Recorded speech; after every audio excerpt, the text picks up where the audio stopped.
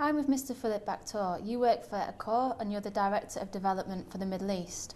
Dubai has always had a lot of five-star luxury hotels, but more recently there's been a number of budget to mid-market hotels springing up. Is that where the emphasis is now? Well, I think that Accor has the specificity of having addressed the budget and mid-scale segments in Dubai, Middle East, but starting with Dubai in 2003 already, when everybody was focusing on the upper scale luxury segment. I would say that at the present time we have several Ibis and several Novotels in Dubai.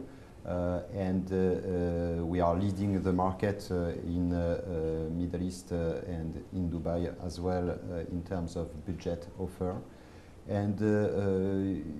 Yes, for us it's about having spread out which is very well balanced, as we have in more mature markets with a percentage of economy hotels and mid-scale hotels which is more significant than the upscale segment, whereby we can spread out the risks of the ups and downs of the different segments. When Dubai is working well, or when a destination in Middle East is working well with luxury properties, we make the best of it. But at the same time, when the market is down in terms of luxury travelers, whether it is business or leisure travelers, then we are, and our investors as well, are much safer because they can rely on the mid-scale and the economy segments. So I would say that really as soon as you address a market which is mature enough to generate different segments of travelers, which was the case for Dubai as it was emerging really in 2003 when we opened the first Ibis and the first Novotel, I would say that then, yes, you have to think about not only surfing on the wave, but really trying to orientate in the right direction for the future the decision makers, which are our investors and partners. So how does the company successfully manage the two contrasting types of hotel, the budget and the more luxury properties like Pullman and Sofitel? That's absolutely a question which is in the core of the business. You don't have the same challenges, you don't have the same issues, you don't have the same distribution channels, and basically you don't have the same people.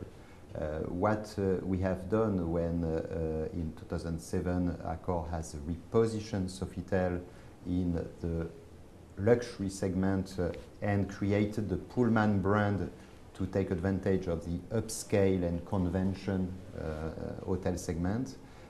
We have split the operations for Sofitel so that Sofitel is a different breed with people eating, dreaming, sleeping, thinking luxury. And we have what we call the multi-brand organization, where yes, you have a lot of synergies between the upscale, and I would say between Novotel and Ibis and Mercure and the service apartments as well, between mid-scale and economy segment. For instance, we are used to develop, and I think we are the only ones to really do it in the Middle East, to develop clusters of cross-branding properties with Novotel and Ibis together, for instance, or you can have a Novotel, Pullman, Novotel and Ibis together, and then the investors take a lot of benefits in terms of development cost, sharing the cost, reducing the back of house and so on, while taking advantage of the best of every segment on the markets, getting the right proportion for every segment, the right size of the property, and being able to address every segment on its core targets. Okay. And that's something we are very proud of. So is the company still looking to develop hotels in the UAE, or is it focusing its attentions in different regions now? In Middle East, we have at the present time 36 hotels, 7,600 rooms, and by end of 2012, we will have opened 14 more properties. So we will reach 50 hotels, all brands included, and basically we're going to be on 14,000 rooms. What is important is that we see Dubai today as much more opportunity for conversion of unbranded hotels or unbranded projects into possible Mercure brand, for instance, which is very well adapted to conversions, very flexible, and at the same time allows the investor to benefit from the distribution channels, from the management strengths, if it's a management, but it can be a franchise also.